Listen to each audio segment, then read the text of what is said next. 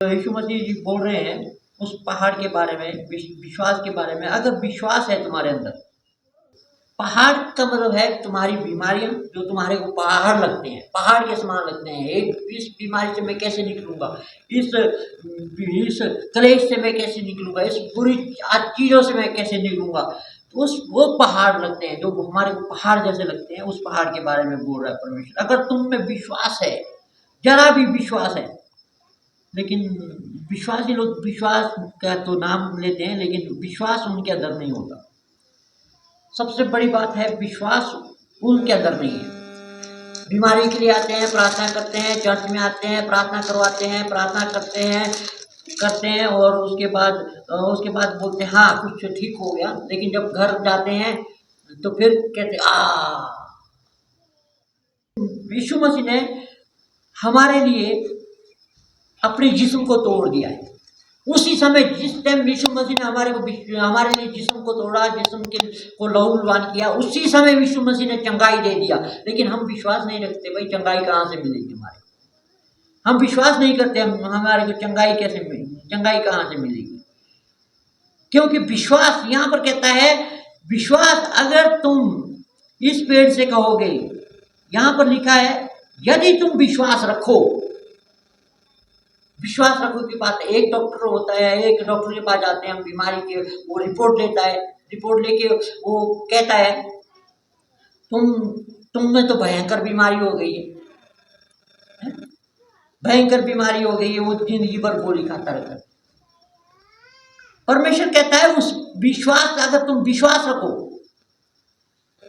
रखो तो तुम्हारे को क्या हो जाएगा, ये पहाड़ जो है समुद्र में पड़ जाए। विश्वास से बोलोगे तो ये पहाड़ समुद्र में गिर जाए तो उखड़ के निकल जाएगा, भाग जाएगा। तो बीमारी क्या चीज है जो इस पहाड़ को उखाड़ सकता है? वो क्या बीमारी नहीं जा सकती उससे? बीमारी जा सकती है, बीमारी जा सकती है। लूका 17:6 में भी यही कहता है, लूका 17:6 विश्वास की बात कर रहा है यहाँ परमेश्वर, और किस चीज की बात नहीं करता। अगर तुम्हारे अंदर रत्ती भर भी विश्वास है, तुम ये सोचते हो कि हाँ परमेश्वर ने मेरे लिए जिस्म तोड़ा है, परमेश्वर ने मेरे लिए सब कुछ किया है, तो वो हो गया है, चंगा हो गया है।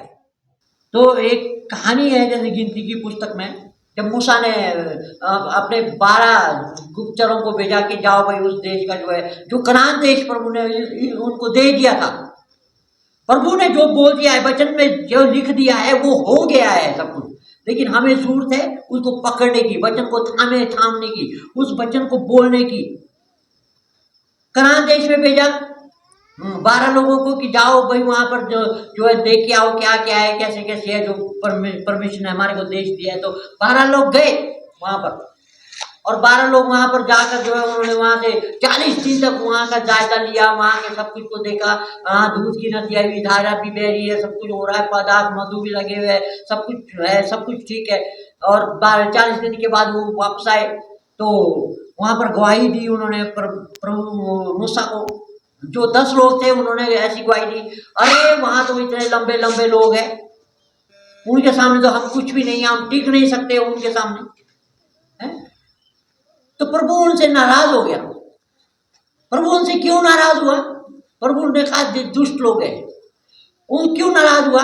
क्योंकि वो देश दे चुका था, पहले ही दे दिया था, वहां पर उनका काम था जाके उस पर अधिकार करने का।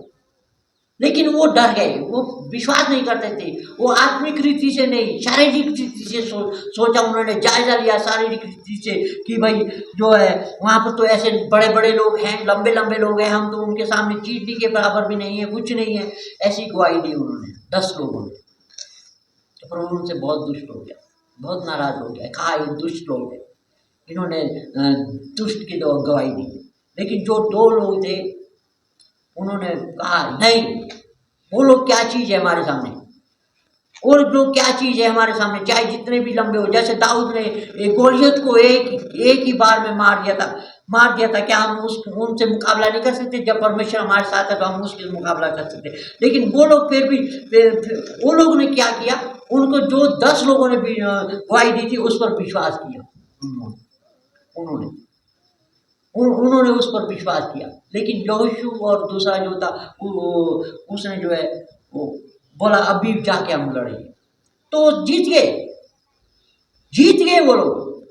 यहोशू ने जब वो गवाही दी, बात किया वो लोग जीत गए। वैसे ही हमारे सामने कुछ भी नहीं है। भयंकर से भयंकर बीमारी भी प्रभु यीशु ठीक कर सकता है। उसने हमारे अपने जिस्म को इसीलिए तोड़ा है कि हम हमें हमारे चंगाई मिले, छुटकारा मिले। लेकिन हम विश्वास नहीं करते। हम कहते हैं प्रभु तू कर, हम देखेंगे। वो विश्वास नहीं करते प्रभु की बात पर। वो कहते हैं प्रभु तो पहले देखेंगे फिर विश्वास करेंगे। लेकिन हमारे को होना चाहिए, प्रभु कहता है तुम पहले विश्वास करो, फिर दिखाऊंगा मैं तुम्हारे सारे कार्य मैं दिखाऊंगा। तो यहाँ पर जो है मुख्य बात है विश्वास की बात है। विश्वास अगर तुम करते हो तो प्रभु तुम्हारे लिए सब कुछ कर सकता है। राई के दाने के बराबर विश्वास है अगर आपके अंदर। लूका रचित सुसमाचार जो अभी हमने पढ़ा उसमें कहता है अगर तुम्हारे अंदर राई के दाने के बराबर भी विश्वास है तो तुम्हारे लिए हो जाएगा, तुम्हारे लिए हो जाएगा। वो समुद्र चल वो पहाड़ टल जाएंगे, वो बीमारियां खत्म हो जाएगी, वो क्लेश खत्म हो जाएगा, वो कारोबार बढ़ जाएगा।